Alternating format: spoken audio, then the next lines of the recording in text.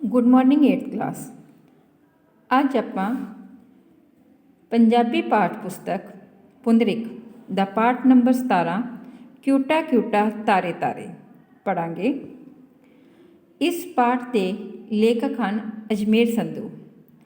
ਇਸ ਵਿੱਚ ਪਾਠ ਲਿਖਣ ਦਾ ਉਹਨਾਂ ਦਾ ਉਦੇਸ਼ ਹੈ ਕਿ ਵਿਦਿਆਰਥੀਆਂ ਨੂੰ ਵਿਗਿਆਨ ਦੇ ਜੜਤਾ ਦੇ ਸਿਧਾਂਤ ਤੋਂ ਜਾਣੂ ਕਰਵਾਉਣਾ। ਭਾਵ ਉਹਨਾਂ ਨੂੰ ਇਹ ਦੱਸਣਾ ਕਿ ਜਿਹੜਾ ਵਿਗਿਆਨ ਦਾ ਜੜਤਾ ਦਾ ਸਿਧਾਂਤ ਹੈ ਉਹ ਕਿਸ ਤਰ੍ਹਾਂ ਹੋਂਦ ਵਿੱਚ ਆਇਆ ਅਤੇ ਕਿਸ ਤਰ੍ਹਾਂ ਵਿਗਿਆਨੀਆਂ ਨੂੰ ਉਹ ਸਿਧਾਂਤ ਲੱਭਣ ਵਿੱਚ ਸਹਾਇਤਾ ਮਿਲੀ। ਚਲੋ ਬੱਚਿਓ, ਆਪਾਂ ਪਾਠ ਪੜ੍ਹਨਾ ਸ਼ੁਰੂ ਕਰਦੇ ਹਾਂ। 121 ਪੇਜ ਨੰਬਰ, ਪਾਠ ਨੰਬਰ 17 ਕਿਊਟਾ ਕਿਊਟਾ ਤਾਰੇ ਤਾਰੇ। ਇੰਗਲੈਂਡ ਦੇ ਜੀਵ ਭੌਤਿਕ ਵਿਗਿਆਨੀ ਡਾਕਟਰ ਰੋਮਨ ਸਟਾਕਰ ਅਤੇ ਉਸਦੇ ਸਾਥੀ ਵਿਗਿਆਨੀ ਅੱਧੀ ਰਾਤ ਤੱਕ ਪ੍ਰਯੋਗਸ਼ਾਲਾ ਵਿੱਚ ਕਿਸੇ ਖੋਜ ਵਿੱਚ ਲੱਗੇ ਰਹੇ। ਇਸ ਕਰਕੇ ਉਹ ਉੱਥੇ ਹੀ ਸੌਂ ਗਏ। ਉਹ ਸਵੇਰੇ ਨਾਸ਼ਤਾ ਕਰਨ ਲਈ ਆਪੋ ਆਪਣੇ ਘਰ ਆਏ। ਅੱਤ ਦੀ ਠੰਡ ਕਾਰਨ ਕਮਰਿਆਂ ਵਿੱਚ ਕਾਂਬਾ ਛਿੜ ਰਿਹਾ ਸੀ। ਸਟਾਕਰ ਦੇ ਮਕਾਨ ਦੇ ਪਿਛਵਾੜੇ ਸੂਰਜ ਦੀ ਟਿੱਕੀ ਚਮਕ ਪਈ। ਉਹ ਧੁੱਪ ਦਾ ਨਿੱਘ ਮਾਣਨ ਲਈ ਉੱਥੇ ਪਈ ਕੁਰਸੀ 'ਤੇ ਬੈਠ ਗਿਆ। ਉਸਨੇ ਚਾਰ ਚੁਫੇਰੇ ਨਿਗਾਹ ਮਾਰੀ। ਗੰਦਾ ਫਰਸ਼ ਦੇਖ ਕੇ ਉਸਨੇ ਨੱਕ ਚੜ੍ਹਾਇਆ ਅਤੇ ਟੇਬਲ 'ਤੇ ਪਿਆ ਰਸਾਲਾ ਚੁੱਕ ਕੇ ਪੜ੍ਹਨ ਲੱਗ ਪਿਆ। ਸਾਨੂੰ ਇਹਦੇ ਵਿੱਚ ਦੱਸਿਆ ਗਿਆ ਵਾ ਕਿ ਜਿਹੜਾ ਜੜਤਾ ਦਾ ਸਿਧਾਂਤ ਹੈ ਉਹ ਕਿਹਨੇ ਦਿੱਤਾ ਬੇਟਾ? ਡਾਕਟਰ ਰੋਮਨ ਸਟਾਕਰ ਨੇ। ਅਤੇ ਉਹ ਕੌਣ ਸੀ? ਉਹ ਇੰਗਲੈਂਡ ਦੇ ਜੀਵ ਭੌਤਿਕ ਵਿਗਿਆਨੀ ਸੀ। ਜੀਵ ਭੌਤਿਕ ਵਿਗਿਆਨੀ। ਉਹ ਕਹਿੰਦੇ ਜਦੋਂ ਉਹ ਅੱਧੀ ਰਾਤ ਤੱਕ ਆਪਣੀ ਪ੍ਰਯੋਗਸ਼ਾਲਾ ਮੀਨਸ ਲੈਬੋਰਟਰੀ ਵਿੱਚ ਆਪਣਾ ਕੰਮ ਕਰ ਰਹੇ ਸੀ, ਆਪਣੀ ਖੋਜ ਕਰਨ ਵਿੱਚ ਲੱਗੇ ਹੋਏ ਸੀ। ਉਹ ਉੱਥੇ ਹੀ ਸੌਂ ਗਏ ਅਤੇ ਜਦੋਂ ਸਵੇਰੇ ਸਾਰੇ ਆਪਣੇ ਆਪਣੇ ਘਰ ਗਏ, ਨਾਸ਼ਤਾ ਕਰਨ ਲਈ ਆਪਣੇ ਆਪਣੇ ਘਰ ਗਏ ਤਾਂ ਉਹਨਾਂ ਨੇ ਕਹਿੰਦੇ ਕਮਰਿਆਂ ਵਿੱਚ ਠੰਡ ਵੀ ਬਹੁਤ ਸੀ। ਉਸ ਵੇਲੇ ਕਾਂਬਾ ਛਿੜ ਰਿਹਾ ਸੀ। ਇੰਗਲੈਂਡ ਵਿੱਚ ਦੀ ਗੱਲ ਹੈ ਅਤੇ ਬਹੁਤ ਜ਼ਿਆਦਾ ਠੰਡ ਹੁੰਦੀ ਹੈ। ਅਤੇ ਕਾਂਬਾ ਮੀਨਸ ਠੰਡ ਬਹੁਤ ਜ਼ਿਆਦਾ ਸੀ। ਅਤੇ ਸਟਾਕਰ ਆਪਣੇ ਘਰ ਦੇ ਪਿਛਵਾੜੇ ਵਿੱਚ ਪਿਛਲੇ ਹਿੱਸੇ ਵਿੱਚ ਜਦੋਂ ਸੂਰਜ ਚਮਕਿਆ ਤਾਂ ਉੱਥੇ ਧੁੱਪ ਦਾ ਨਿੱਘ ਮੀਨਸ ਸੇਕ ਮਾਣਨ ਲਈ ਉੱਥੇ ਬੈਠ ਗਏ। ਅਤੇ ਉਹਨਾਂ ਨੇ ਚਾਰੋਂ ਪਾਸੇ ਨਿਗਾਹ ਮਾਰੀ ਮੀਨਸ ਨਜ਼ਰ ਮਾਰੀ। ਅਤੇ ਫਰਸ਼ ਗੰਦਾ ਸੀ, ਉਹਨਾਂ ਨੂੰ ਚੰਗਾ ਨਹੀਂ ਲੱਗਿਆ, ਪਰ ਉਹ ਉੱਥੇ ਹੀ ਬੈਠ ਕੇ ਟੇਬਲ 'ਤੇ ਪਿਆ ਰਸਾਲਾ ਪਾ ਮੈਗਜ਼ੀਨ ਚੁੱਕ ਕੇ ਪੜ੍ਹਨ ਲੱਗ ਪਏ। ਉਸ ਦੀ ਬਿੱਲੀ ਕਿਊਟਾ ਅਤੇ ਕੁੱਤਾ ਟਫੀ ਪੂੰਛ ਹਿਲਾਉਂਦੇ ਉਸ ਦੇ ਸਵਾਗਤ ਲਈ ਉਸ ਕੋਲ ਆ ਗਏ। ਉਹ ਕੌਫੀ ਪੀਣ ਲੱਗ ਪਿਆ ਤਾਂ ਦੋਵੇਂ ਉਸ ਦੇ ਸੱਜੇ ਖੱਬੇ ਬੈਠ ਗਏ। ਕਿਊਟਾ ਮਿਆਉ ਕਰ ਰਹੀ ਸੀ ਅਤੇ ਟਫੀ ਉਬਾਸੀਆਂ ਲੈ ਰਿਹਾ ਸੀ।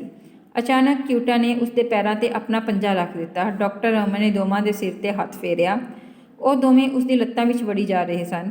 ਫਿਰ ਕਿਊਟਾ ਕੁਰਸੀ ਥੱਲੇ ਪੁੱਠੀ ਲੰਮੀ ਪੈ ਗਈ। ਪੁੱਠੀ ਮੀਨਸ ਪੁੱਠੀ ਲੰਮੀ ਪੈ ਗਈ। ਟਫੀ ਕੁਰਸੀ ਤੋਂ ਪਰਾਂ ਹੋ ਕੇ ਬਹਿ ਗਿਆ। ਇਹਦੇ ਵਿੱਚ ਸਾਨੂੰ ਦੱਸਿਆ ਗਿਆ ਵਾ ਕਿ ਜਿਹੜੇ ਡਾਕਟਰ ਰੋਮਨ ਸਟਾਕਰ ਨੇ ਉਹਨਾਂ ਨੇ ਕਿਹੜੇ ਐਨੀਮਲਸ ਰੱਖੇ ਹੋਏ ਆ, ਕਿਹੜੇ ਜਾਨਵਰ ਆ ਉਹਨਾਂ ਦੇ ਕੋਲ? ਬਿੱਲੀ ਦਾ ਨਾਮ ਕੀ ਆ? ਕਿਊਟਾ। ਅਤੇ ਇੱਕ ਡੋਗੀ ਹੈ, ਕੁੱਤਾ ਵਾ, ਉਹਦਾ ਨਾਮ ਕੀ ਆ? ਟਫੀ।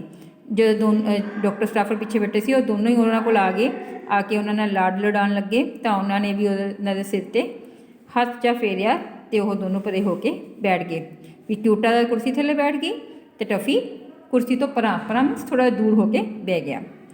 ਡਾਕਟਰ ਰੋਮਨ ਕੌਫੀ ਪੀਣ ਪਿੱਛੋਂ ਵਿਗਿਆਨਿਕ ਖਬਰਾਂ ਪੜ੍ਹਨ ਵਿੱਚ ਮਗਨ ਹੋ ਗਿਆ ਸੀ। ਕੁਝ ਦੇਰ ਬਾਅਦ ਉਸਨੂੰ ਕੁਝ ਚੱਪ ਜਿਹੀ ਆਵਾਜ਼ ਸੁਣਾਈ ਦਿੱਤੀ। ਚੱਪ ਹੁੰਦਾ ਜਦੋਂ ਕੋਈ ਜਾਨਵਰ ਦੁੱਧ ਪੀ ਰਿਹਾ ਜਿਹੜੀ ਆਵਾਜ਼ ਆਉਂਦੀ ਆ, ਚੱਪ ਦੀ ਆਵਾਜ਼। ਉਸਨੇ ਦੁੱਧ ਪਿੱਛੇ ਮੁੜ ਕੇ ਵੇਖਿਆ। ਟਫੀ ਛੰਨੇ ਵਿੱਚ ਦੁੱਧ ਪੀਆ। ਛੰਨਾ ਮੀਨਸ ਜਿਹੜਾ ਉਹਦਾ ਬਰਤਨ। ਉਹ ਦੁੱਧ ਪੀ ਘੱਟ ਰਿਹਾ ਸੀ, ਡੋਲ ਜ਼ਿਆਦਾ ਰਿਹਾ ਸੀ। ਉਸਦੇ ਮੂੰਹ 'ਤੇ ਮੋਰਲੀਆਂ ਮੀਨਸ ਅਗਲੀਆਂ ਲੱਤਾਂ ਭਿੱਜ ਗਈਆਂ ਸਨ। ਉਸਨੇ ਥੋੜ੍ਹਾ ਦੁੱਧ ਫਰਸ਼ 'ਤੇ ਹੀ ਡੋਲ ਦਿੱਤਾ ਸੀ। ਉਸਨੇ ਦੁੱਧ ਮੁਕਾ ਕੇ ਖਾਲੀ ਛੰਨਾ ਮੁੱਦਾ ਮਾਰ ਦਿੱਤਾ ਸੀ। ਫਿਰ ਫਰਸ਼ ਤੋਂ ਦੁੱਧ ਚੱਟਣ ਲੱਗ ਪਿਆ। ਇਸ ਤਰ੍ਹਾਂ ਦੁੱਧ ਦੇ ਨਿਸ਼ਾਨਾਂ ਨਾਲ ਫਰਸ਼ ਗੰਦਾ ਹੋ ਗਿਆ ਸੀ।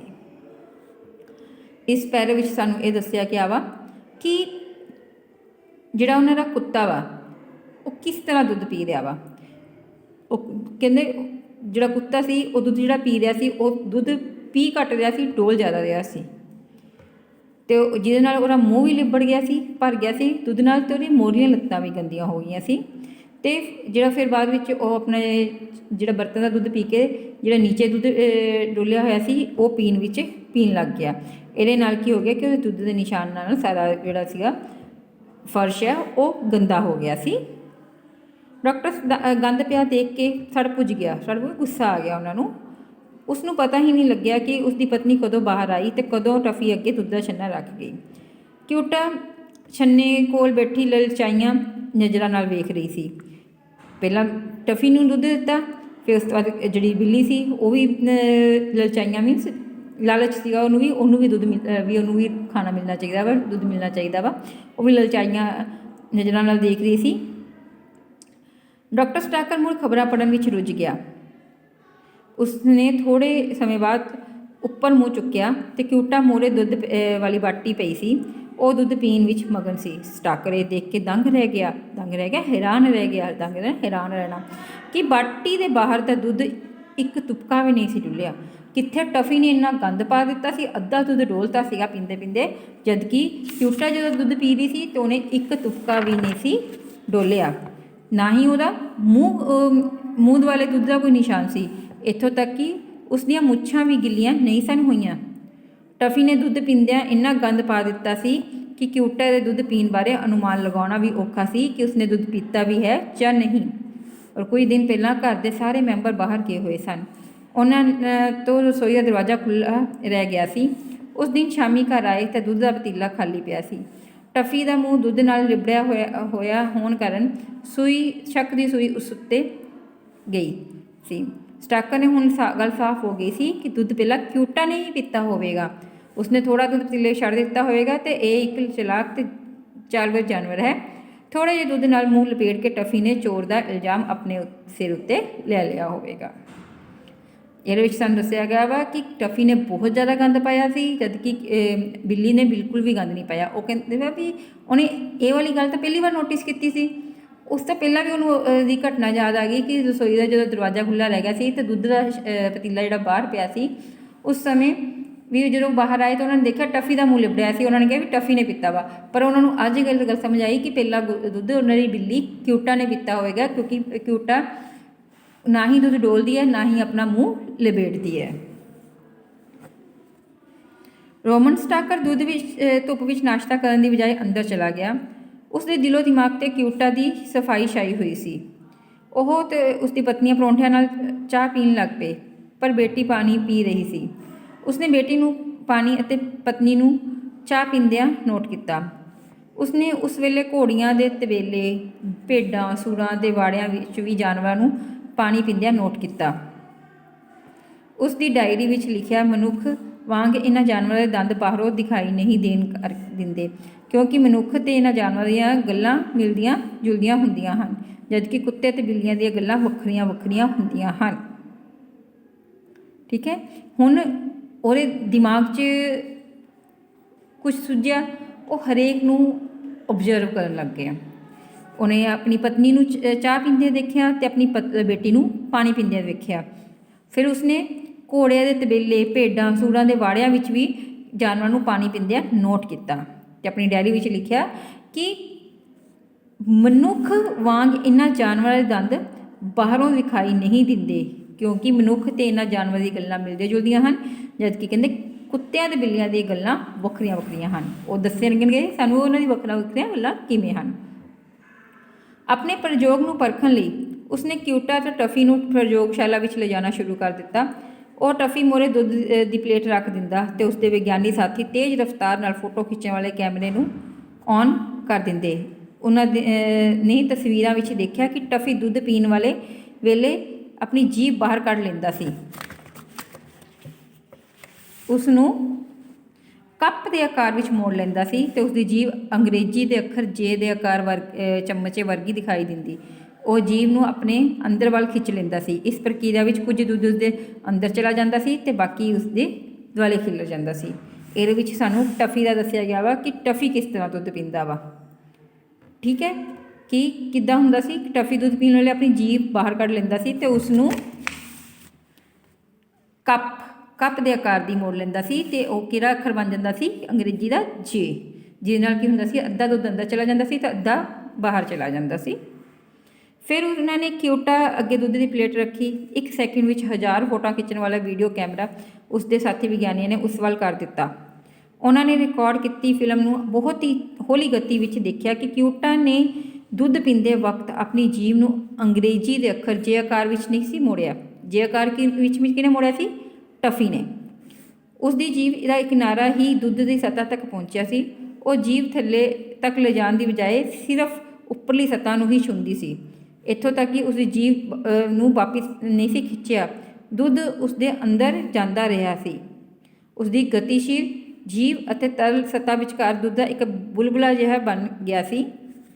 ਬਿੱਲੀ ਆਪਣੇ ਜਬਾੜਿਆਂ ਨੂੰ ਢੁਕਵੇਂ ਸਮੇਂ ਤੇ ਇਸ ਤਰ੍ਹਾਂ ਬੰਦ ਕਰ ਲੈਂਦੀ ਸੀ ਕਿ ਦੁੱਧ ਖਿਲਰਨ ਦੀ ਬਜਾਏ ਸਿੱਧਾ ਉਸ ਦੇ ਮੂੰਹ ਵਿੱਚ ਚਲਾ ਜਾਂਦਾ ਸੀ।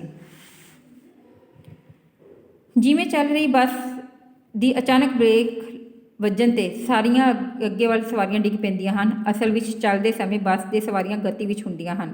ਬ੍ਰੇਕ ਵੱਜਣ 'ਤੇ ਬੱਸ ਅਤੇ ਸਵਾਰੀਆਂ ਦਾ ਸਰੀਰ ਦਾ ਅਗਲਾ ਨਿਚਲਾ ਹਿੱਸਾ ਵਿਰਾਮ ਅਵਸਥਾ ਵਿੱਚ ਆ ਜਾਂਦਾ ਹੈ, ਪਰੰਤੂ ਉੱਪਰਲਾ ਹਿੱਸਾ ਗਤੀ ਵਿੱਚ ਹੋਣ ਕਾਰਨ ਸਵਾਰੀਆਂ ਅੱਗੇ ਵੱਲ ਡਿੱਗ ਪੈਂਦੀਆਂ ਹਨ। ਅਜਿਹਾ ਗਤੀ ਦੀ ਜੜਤਾ ਕਾਰਨ ਵਾਪਰਦਾ ਹੈ। ਇਵੇਂ ਹੀ ਬਿੱਲੀ ਦੀ ਜੀਭ ਦਾ ਦੁੱਧ ਅੰਦਰ ਵੱਲ ਖਿੱਚਣਾ ਇਸ ਜੜਤਾ ਕਾਰਨ ਹੈ। ਸਟਾਕਰ ਨੇ ਬਿੱਲੀ ਵੱਲੋਂ ਦੁੱਧ ਪੀਣ ਦੀ ਘਟਨਾ ਵੱਲੋਂ ਜੜਤਾ ਦਾ ਸਿਧਾਂਤ ਲਾਗੂ ਕਰ ਦਿੱਤਾ, ਲਾ ਆਫ।